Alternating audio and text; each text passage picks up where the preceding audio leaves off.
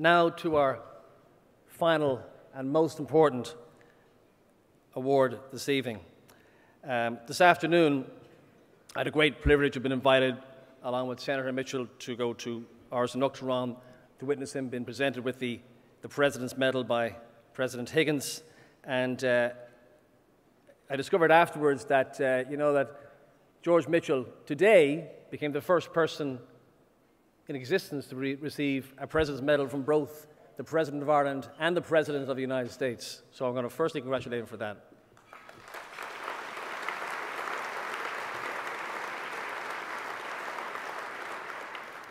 If you want to make peace with your enemy, you have to work with your enemy, then he becomes your partner. So said Nelson Mandela. George J. Mitchell, Jr. is an American lawyer.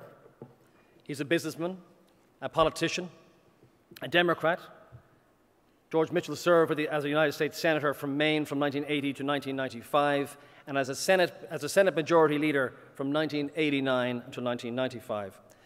Since retiring from the Senate, George Mitchell has taken up a variety of positions in politics and business.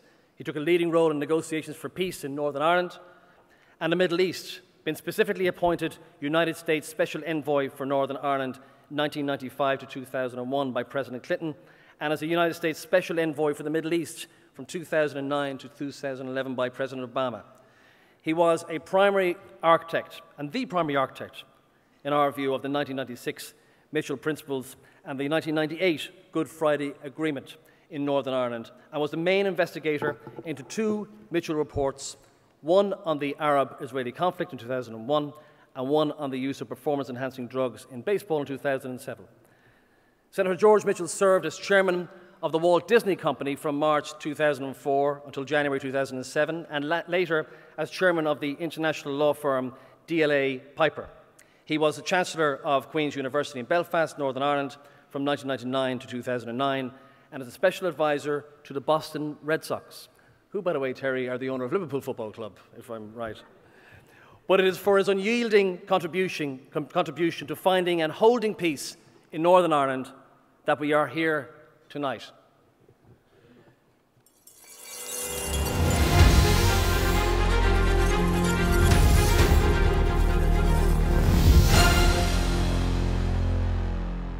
George Mitchell has this, really deep experience of politics, of people, of difficult situations. I mean, if you've got a tough problem where people seem a long way apart, there's absolutely no one better than him.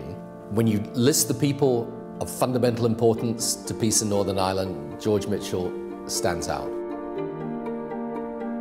When we came into government in 1997, there was no peace process to speak of because it had been blown off the rails by the Canary Wharf bomb. The violence was back. The IRA were in full war zone again. But then on the 20th of July, the IRA announced a ceasefire. So it meant that we were technically back in business. During critical periods of the process, some very important people became involved, not least whenever President Clinton decided that George would be the person to chair the peace talks in the north of Ireland. Like all things in Northern Ireland at the time, he wasn't accepted by some sides. When he did take the chair, they tended to look at the roof rather than look at him. And he was dealing with people who had been involved and engaged in violence, the paramilitary groups, the political groups. So it wasn't an easy mindset to try and pull together, but we were lucky that George Mitchell was there. He was a constant presence at everyone's side, urging and probing and encouraging and helping the rest of us to reach agreement, and to reach an agreement that had some chance of sticking. He allowed people to speak, even though it might have been a diatribe. He allowed them to speak, and through that he built up, I suppose, a sense of trust. And there are very few outsiders in the Northern Ireland peace process that really were able both to understand the issues properly and to gain the support and confidence of all the parties in trying to overcome the problems. He could get Northern Ireland, and that's very important because it's quite difficult to get. I remember on one occasion when George had left the talks at Capitol Buildings on a Friday evening, flew back to Washington, and then arrived back into Belfast on the Sunday evening to meet with us again on Monday. I foolishly on Monday morning said to him, trying to be smart, welcome home, Senator. And he said, Martin, you have a life and this is it. I have a life and this is not it. The thing about George is that he's a very skilled negotiator and mediator. He's got high intelligence, immense amount of patience, and yet he's not afraid to confront the hard issues. And the fact that George had brilliantly stated that there was a deadline and that we were out of here was both helpful to everybody and I think did keep us focused. And we didn't reach the deadline, which was midnight on Holy Thursday, but we did get there by 5 o'clock on Good Friday. The Good Friday Agreement is a masterpiece of drafting. It had to be to take into account the diversity of people who had to be satisfied, sufficiently satisfied. As George would say, there had to be parity of pain and parity of gain for everybody to make it an acceptable deal. When we broke up on the 10th of April 1998, we didn't complete the agreement until May 2007. And George Mitchell maintained his interest, and then several times when we needed him, returns to play a part during that 9 years. There aren't words adequate enough to articulate my incredible admiration for Senator Mitchell, but he is an absolutely wonderful human being.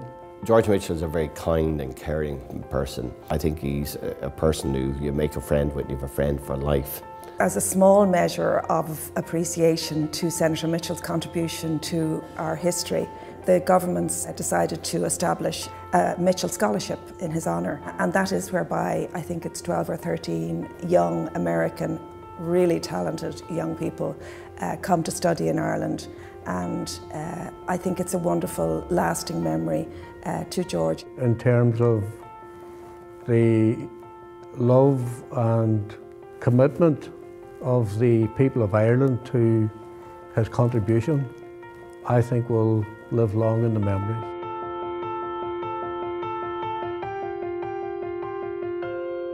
I would like to pay tribute to Senator George Mitchell, a truly deserving recipient of the Outstanding Contribution to Ireland Award. I am reminded of Senator Mitchell's remarks when he was awarded the Liberty Medal some years ago, when he said, "I believe there's no such thing as a conflict that can't be ended. They are created and sustained by human beings. They can be ended by human beings.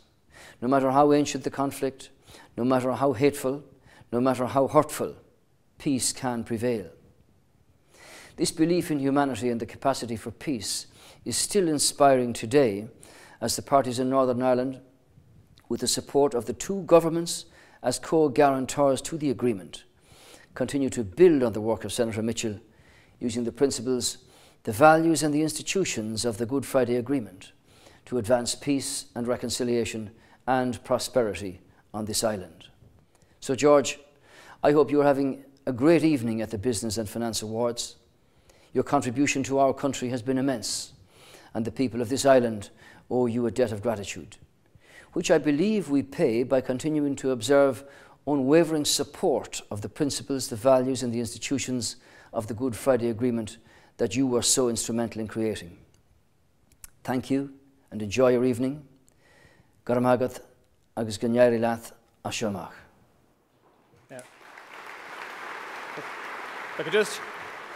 You may notice, I've asked Senator to hold twice, you may notice that there is somebody missing from that video, and at about 5 o'clock this evening I received a message that I must read to you, Senator Mitchell and Heather, if you don't mind.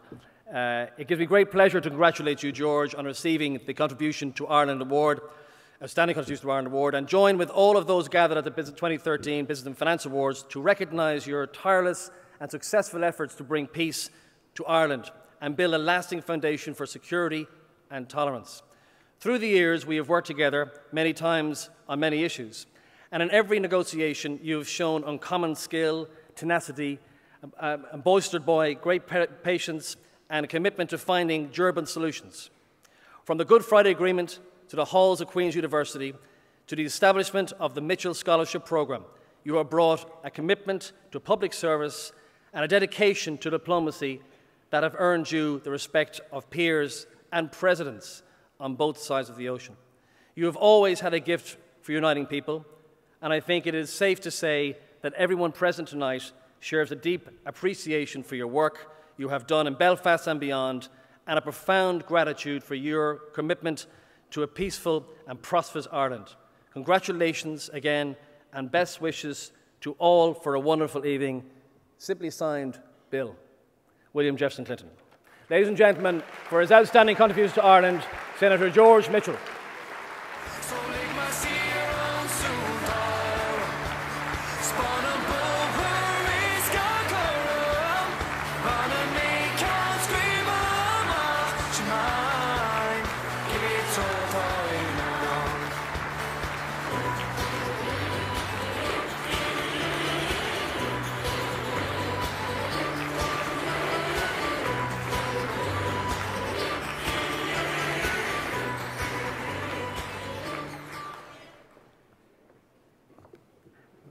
Thank you very much, Ian, for that very generous introduction. Thank all of you, ladies and gentlemen, for your presence this evening and for your warm reception. It's really a great honor for me to receive this recognition, particularly in the company of Brian O'Driscoll, Katie Taylor, and Sir Terry Lee.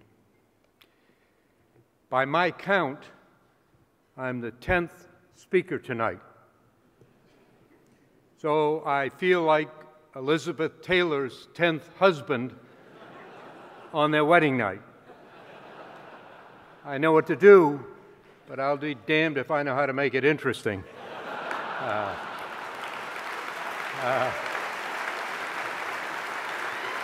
But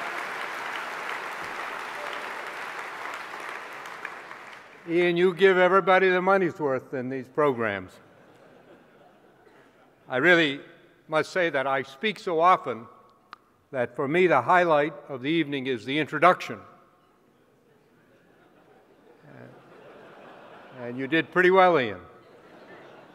The danger, of course, is that if you hear this stuff often enough, you begin to believe it.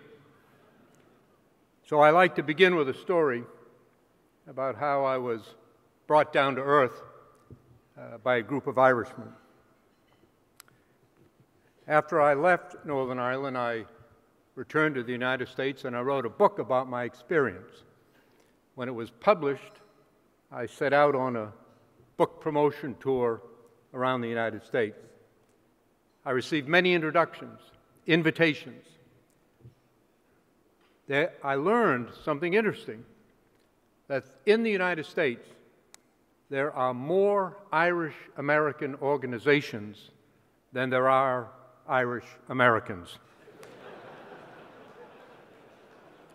And every one of them invited me to come to their club. I couldn't take them all, but I did go to many. And as I traveled around the country speaking to various Irish societies, there developed an informal competition among them as to who could give the longest, most fantastic, often ridiculous introductions of me. The proper reaction, of course, would have been humility and ask them to keep it short. My reaction was improper. I encouraged them. One guy spent 35 minutes describing every detail of my life, many of which I had previously not been familiar with. And when he finished, I scolded him because he forgot to mention that in junior high school I received the Science Award. When I got to the last stop, the Stamford, Connecticut Irish Society, I was so impressed with myself that I could barely squeeze my head through the front door. But when I did make it in, the first person I encountered was an elderly woman who rushed up to me very excited, shook my hand vigorously, almost knocked me over, and said, "I want you to know I don't live anywhere near here. I drove 3.5 hours just to come here to shake your hand, to tell you what a great man you are, and to ask you, please, will you sign my poster? And I said, sure, and she handed me what was essentially a political poster with a big photograph on it and a pen. I looked at it and I said, I'm happy to sign it, but before I do, I think I should tell you something. She said, what is it? I said, I'm not Henry Kissinger. It was a portrait, a picture of Kissinger. She said, well, you're not. She said, well, who are you anyway? And when I told her, she said, oh, that's terrible. She said, I drove 3.5 hours to meet a great man named Henry Kissinger, and all I've got is a nobody like you. I said, well, I'm sorry you feel so bad. I wish there's something I could do to make you feel better. She said, well, there is. I said, what is it? She leaned forward. I leaned forward. Our foreheads were touching. And she said in a low and conspiratorial voice, nobody will ever know the difference.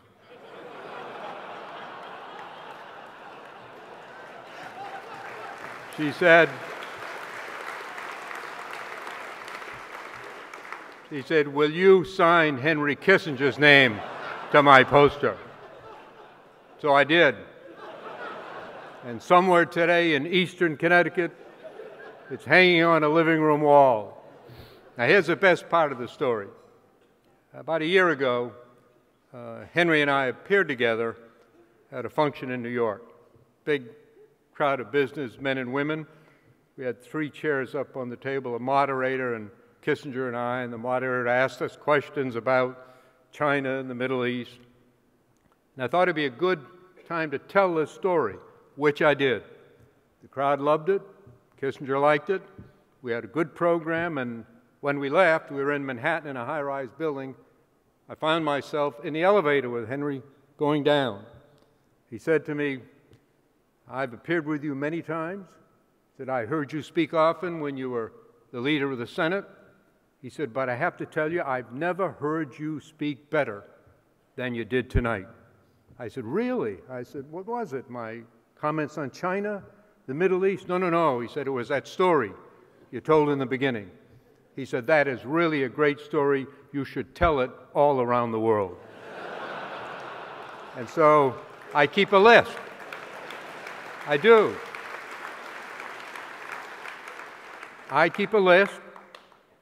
I told it last week in Sydney and Melbourne, Australia.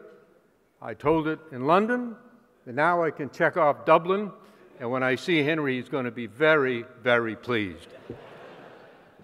Well, let me say that this event and this organization send an important message throughout the world about the resilience, the energy, and the talent of the people and the business and finance community of Ireland.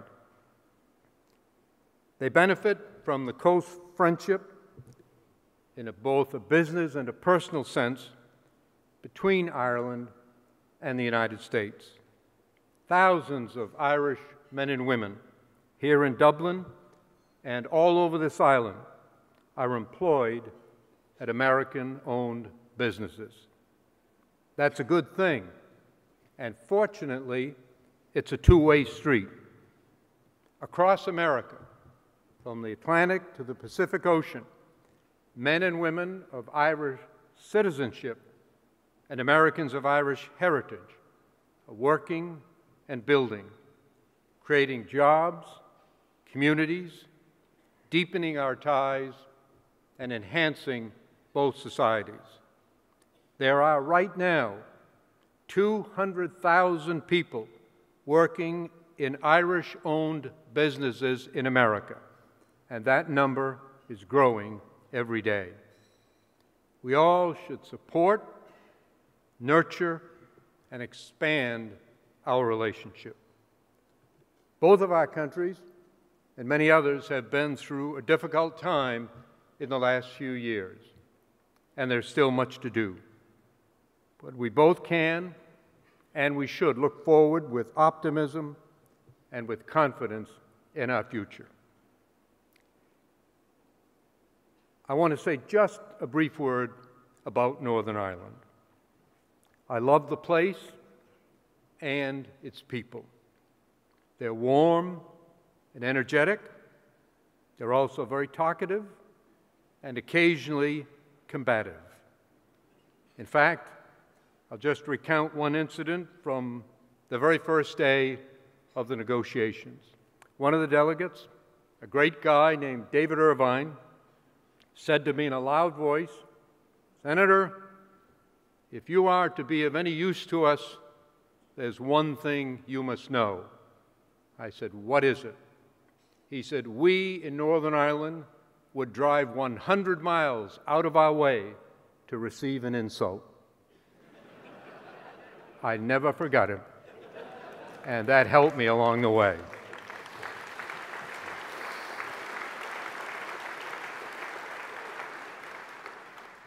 I want to close with a few personal remarks, beginning with an introduction of my wife.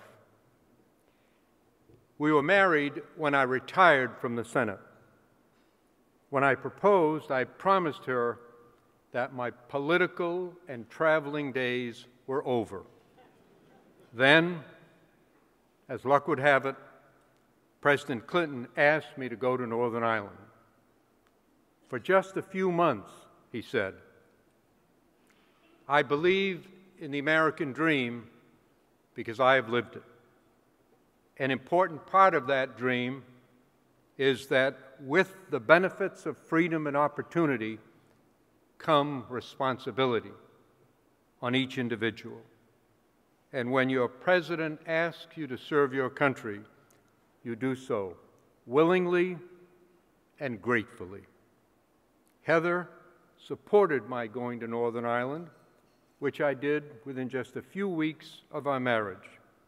And she remained steadfast in that support, even though it turned out to be 5 years. 5 of the most difficult but rewarding years of my life. Heather, would you please stand and be recognized?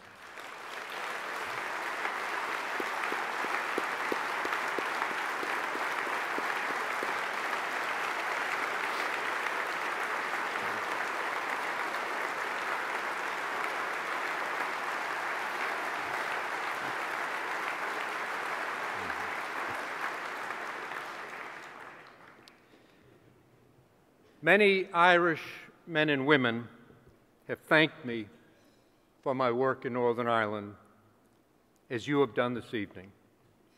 But it is I who should be grateful, and I am. My father's parents were born and lived most of their lives in Ireland. Just over 100 years ago, they sailed to America, seeking a better life, part of the great human tide that swept from Ireland to the far corners of the earth. History is written by those who succeed, and there were many who did and who deserve our admiration. But there were also many who left a hard life in Ireland only to find another hard life in America. My father was born in Boston, but he never knew his parents. His mother died, his father couldn't care for their children, and they were all raised in orphanages. After several years, my father was adopted by an elderly, childless couple who lived in the state of Maine. They were not Irish, but they too had hard lives. After just a couple of years of elementary school, my father left to begin a long and low-paying life of labor, ending up as a janitor at our local school. He met and married my mother, herself an immigrant from Lebanon. She could not read or write, and she spent 40 years working the night shift in textile mills while raising 5 children. My parents had no material possessions, but they had one important goal in life: that their children could get an education and lead lives better than theirs. Because of their efforts and because of the openness of American society, I, their son, was able to get an education and ultimately to become the majority leader of the United States Senate. My father knew nothing about his heritage. I never ever heard him say the word Ireland. So when I came here at President Clinton's request, I had no sense of my father's heritage or of what it means to be Irish. I've since learned, and for that, I'm deeply grateful. I'm an American, very proud of my country, and always will be. But a large part of my heart and of my emotions will forever be here on this beautiful island, and especially in Northern Ireland. One of the greatest gifts I've ever received is to be comforted by the thought that right now and forever, my beloved Father is looking down from above and saying, I too am proud to be an American, but I'm also thankful that through my son, I've also learned what it means to be an Irishman. Thank you, and good night.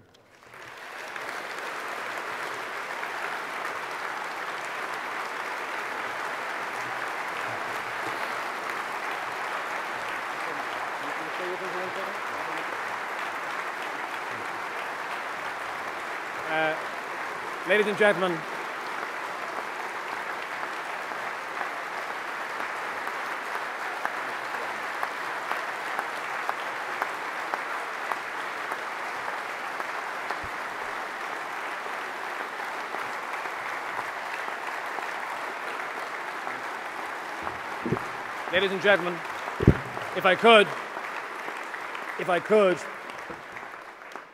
in holding Senator Mitchell for one more second, he beat me to it, because when I wrote to him in March and asked him would he consider coming to Ireland so we could host this dinner for him, I also mentioned that we need to honour Heather in a very serious way. So we didn't know quite how to do it, but I know her love of literature, and I know how close she is to Colin McCann, a mutual friend, and so forth. And only last week, I got a call from a rare bookstore and he said, "Do you remember that gift you gave to President Clinton?" And I said there were only 3 that I could find in Ireland. He said, "We found another one." And this is a collection, I think quite timely, of, it's a very rare edition, very rare, only 200 copies, of Seamus Heaney's poems and a memoir. It's illustrated by Henry Pearson, with an introduction by Thomas Flanagan, and prefaced by Seamus Heaney, and signed by all 3. It's extremely rare, and I thought, maybe as a piece of Ireland, in a year we lose Seamus, but we gain people like George Mitchell. I'd like to present this to Heather. Could I ask Heather to come to the stage? I think it's only right if we could do that.